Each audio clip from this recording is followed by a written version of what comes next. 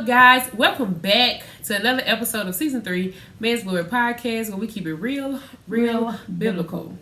So, I hope you guys are caught up on all of the episodes. Last week we talked about the book release of If Not, Making Peace with God's Timing. So, today is February 15th. So, yesterday was Valentine's Day. Happy Valentine's to everyone. Happy Valentine's, people. I hope you enjoyed your Valentine's. Mm-hmm.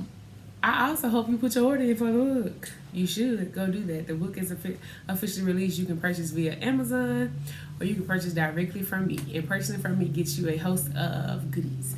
Amazon just gives you the book.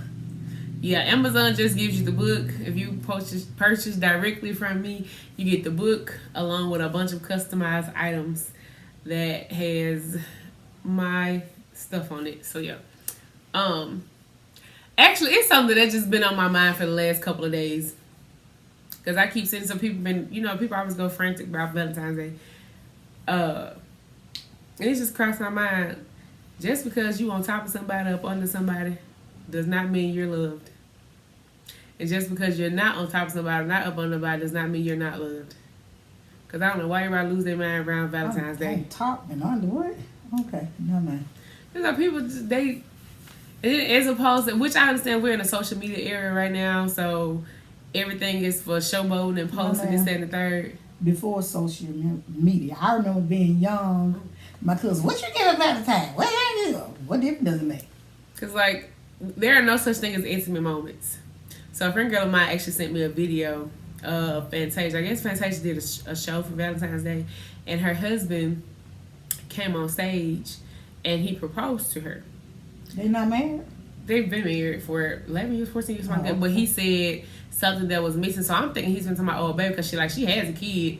But he was saying he never actually proposed to her. He said after 3 weeks of dating, they were just sitting there talking like, what if they got married? He said they got married and all that, but he was like, he never proposed to her.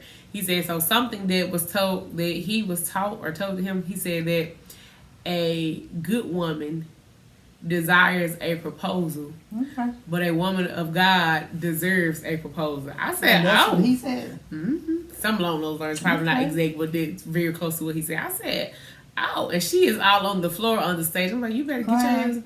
She wasn't crying. She was just like caught off guard. She was not expecting the whole thing. So did he give her another ring? A huge one. He gave her a carat for every year that they've been married. And that's 11 years? 11. Oh, okay. I was trying to picture what the ring looked like. Because, my God. And so he go, and so she was like taking the ring off. I have no idea what it is.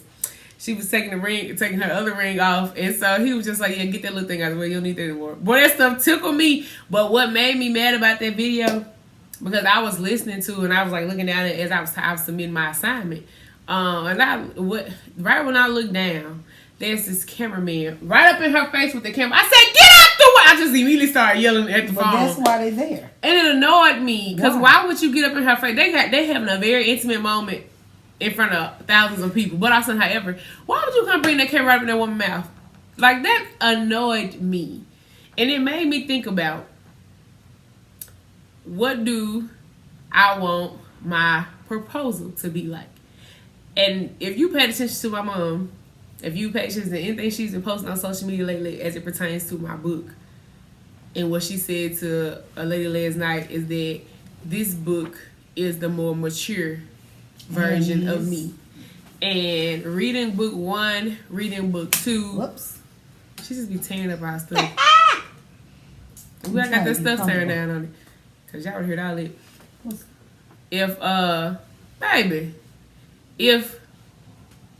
Like, I've always been the same me.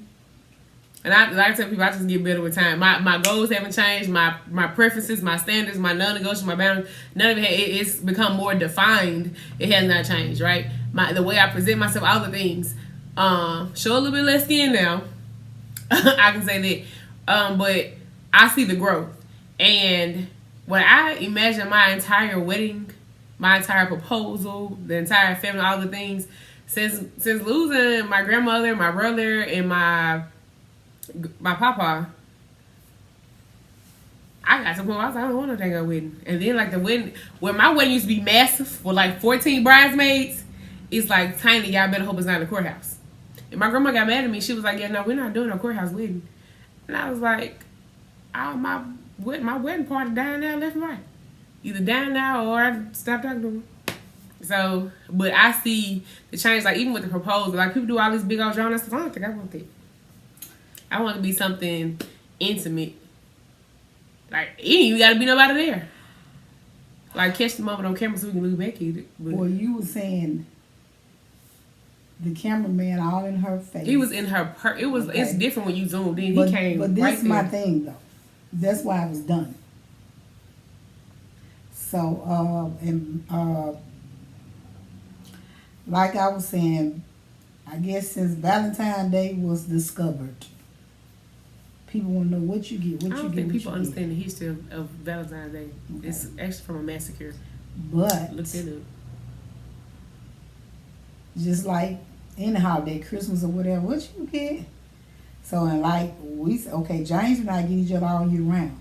So we don't just take one day and do for one another, you know. And so every day is Valentine's Day to me or Sweetheart Day because he's my sweetheart, I'm his sweetheart, you know. And so, and I understand, you know, like my opinion, the holidays that we as a people had allowed to come in our lives from man made up holidays, you know, Christmas and Easter and all this, and these holidays were to me. That's a time when working people, because not everybody may not be able to get their children all the time. So therefore, if they have done well or been good and you say you're going to get them a gift or two, I get that. You know, that's the time you have set aside for that. And so even with the,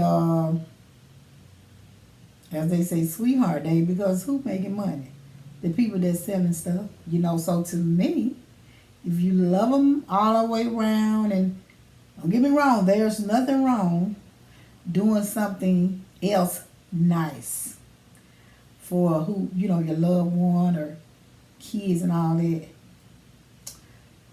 My problem comes, and it's really not a problem to me because I don't care, so let me clear that out. People doing things for show. But that's why I say it ain't just started doing social media.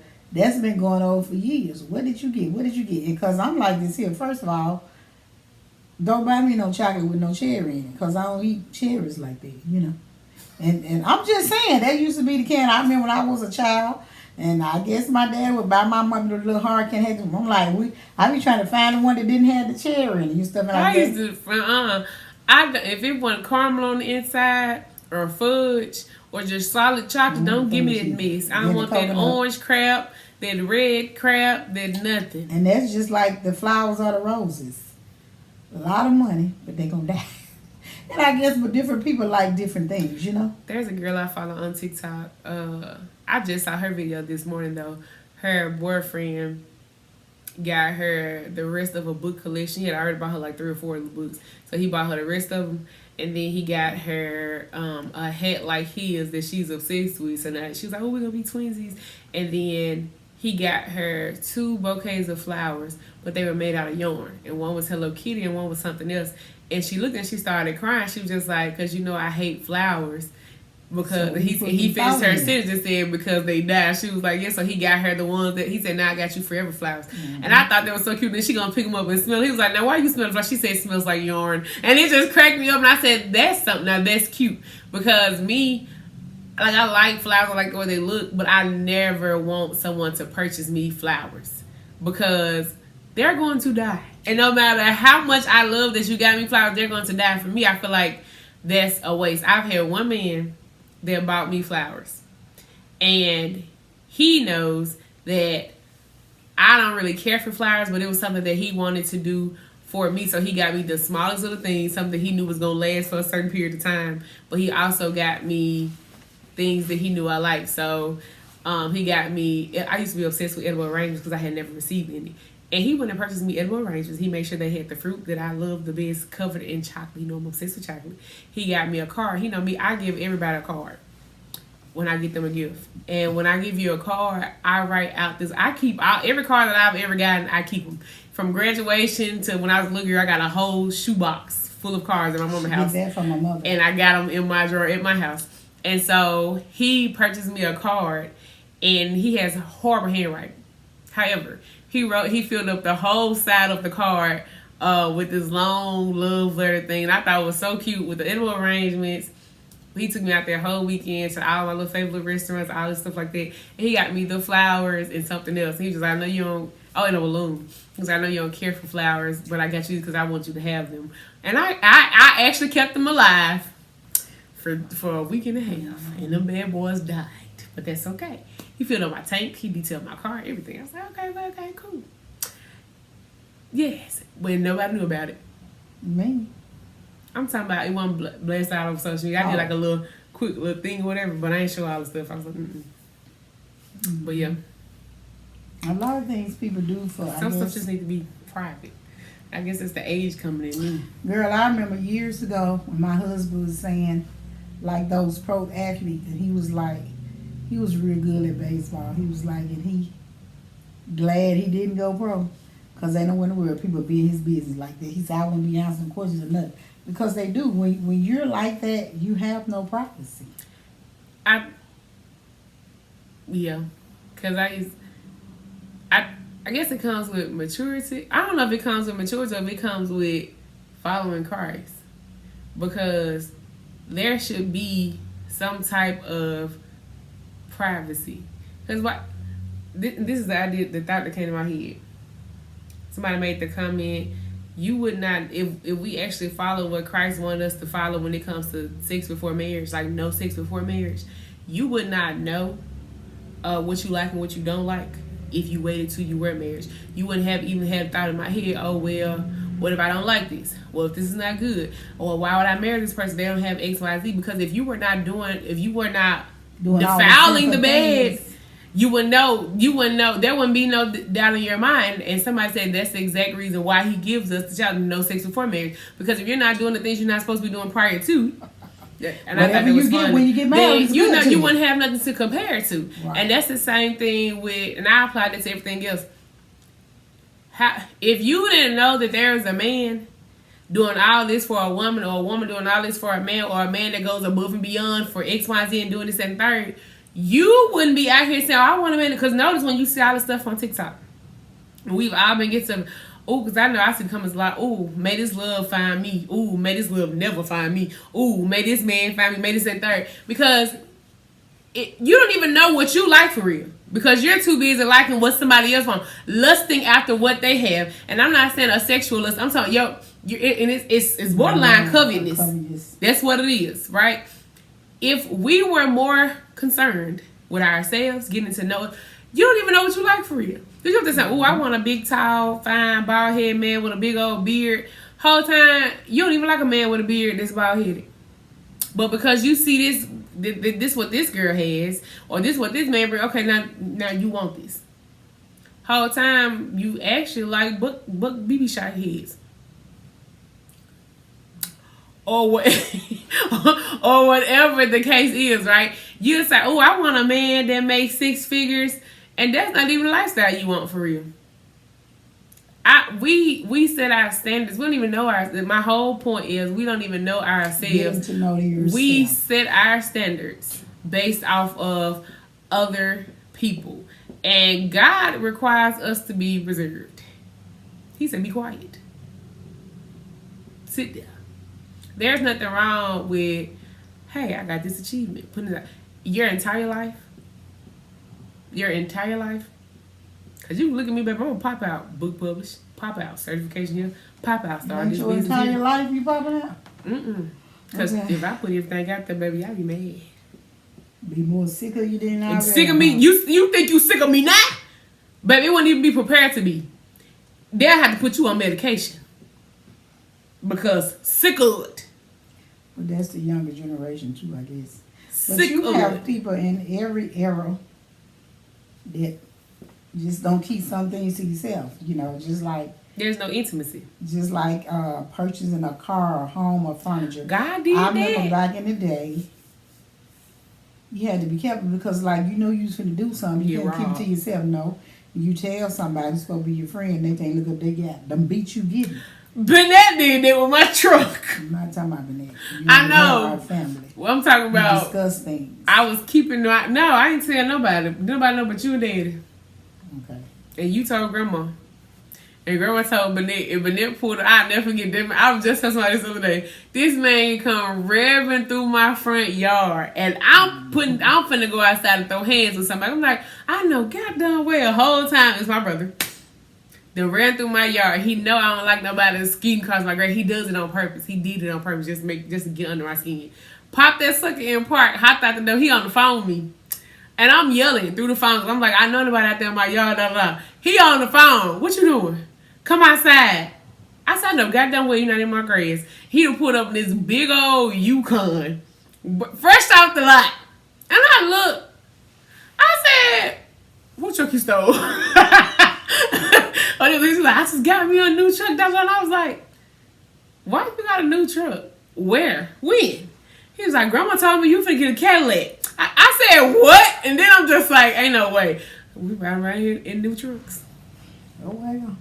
We actually did all the same stuff, actually. Yep, when we painted the house white and blue, he went and changed the color of his house. I know, but I just thought that was funny because we did our stuff together. But she talking about haters. Yeah, or scheming. Jealousy, secret jealousy. Say, well, for instance, I had a friend that told me that she had friends, and I guess their credit was better than hers. So if she said she was gonna do something, they always was beat her at it. Which the older people would tell you to keep things to yourself. It is, or somebody just out to outdo you. You know, just like, you know, whatever you got, if they see some in your house, and they gonna get it bigger. And you just have, I don't know, some people like that. But that's why, too, you know, keep your mouth quiet about whatever it is you're so excited about. You just wait on what you're going to do or what you want to share, you know. I pop out with stuff. I be like, told you I was too quiet. It's different if you saying, okay, you just say me and Jackie talking. Well, we going to do this here. And we go and look for it and get it. With friend, I found it, blah, blah, blah, blah, blah. You know, but like I said, it's been like that from the beginning of time. Look at Cain and Abel. You know, so hey, you just have to be careful on what you're doing and who you're doing with and who you telling things, you know. What you need to be careful of is actually knowing yourself. Mm. That's your topic for today. Mm-hmm. To be mindful of not being covetous. Yeah. Check it. Because it could definitely be covetousness, whether it's relationships, whether it's jobs. My friend and I were talking, and she said people love to say that, ooh, I wish I had that, or I wish I was in that, but you don't know what somebody went through to get that. You don't know what they had to go through, what they had to endure to get to where they are to have that thing. You see the thing, and you want to make the statement, ooh, I wish I could do that. And lo and behold, if you had to go through and endure what they had to go through and endure, you'll be over there. You'll be down bad because we only see this is something that just keep coming back. What that man said. That man said people show their filtered lives. Let me tell you something. I'm not with all these churches that give them all that motivation speaking, but that right there was that right there hit. But he said people post their filtered lives. It's like he said, you know the filters you have on Snapchat and all that. What you see online is a filtered life because all you see is the pretty finished product. You don't see the behind the scenes, right? For Valentine Day, you see, oh, my man did this, or I'm doing this for my girl. But you didn't see they were just into the other day, or he cheating, or she cheating, or somebody creeping, they toxic, this and third. You don't see all that. All you see is the beautifulness behind it. Oh, okay, I'll pop up with my Cadillac. But you didn't see me crying when they told me how much their tag was going to be. Or the fact that I went through all that to get that done Cadillac. I prepared, so I thought. Completely forgot about the tag. Now, how Rita and James let it slip my mind that I was got to buy a tag for that car?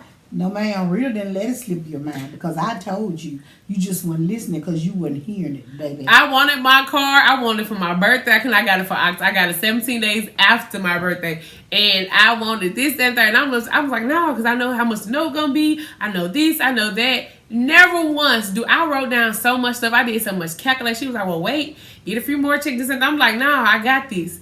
Never once. And I went through my papers. Yeah, I just went through the papers last year again.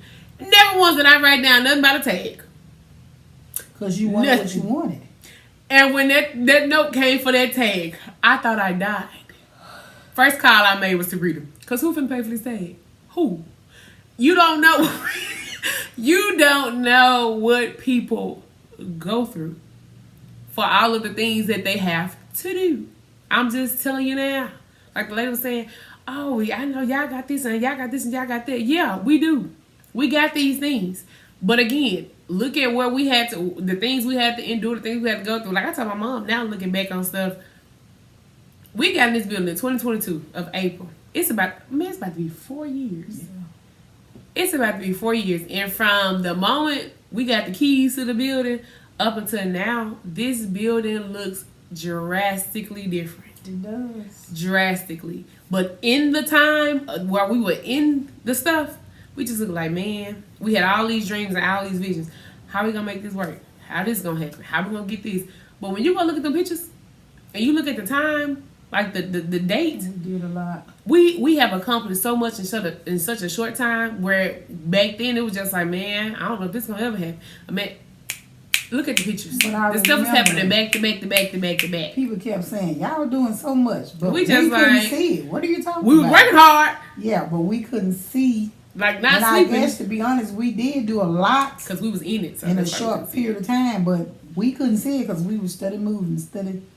Well, God was allowing us to make it, posting those spiritual lives.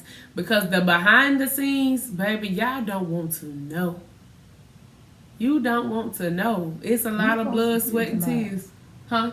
We didn't post anything. I'm just saying, if you gonna look at the website, if you walk through here now, that's a future life. They're like, oh, this, I wish. Look, how many people have come through here talking about, oh, they had this order, the ones who got in their feelings and start acting sideways, this and the third. Well, baby, you don't know what we had to go through to get this. So yeah. But I think we should all be mindful of the things that we see. Filter what goes in. Because if you actually just put yourself in a box, in a room, with no outside interferences. See if you actually know what you like for real, what you want, what you desire, who you are. Because a lot of the things that we think we want, that we like, that we desire, places we want to go to, is because you see other people doing it. You don't even know who you are. You don't even know your identity.